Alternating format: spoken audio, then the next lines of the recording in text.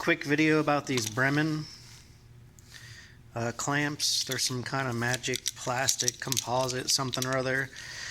They seem really good. They lock. Little ratcheting, how you doing right there.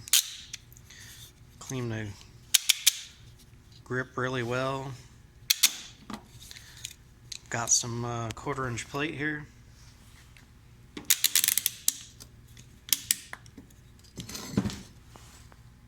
Yeah, no joke there. Release well. A couple sticks of wood.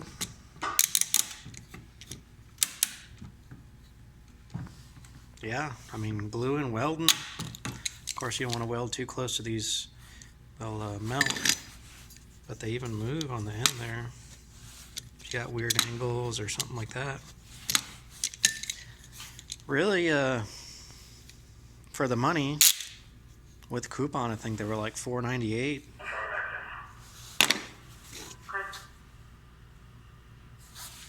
You can see my natty light there for size, but yeah, these worth the money. I could make this video longer and beat on them with a hammer or something like that, but you know, what do you want for plastic and pretty strong. Cool, hope it helps you. Enjoy.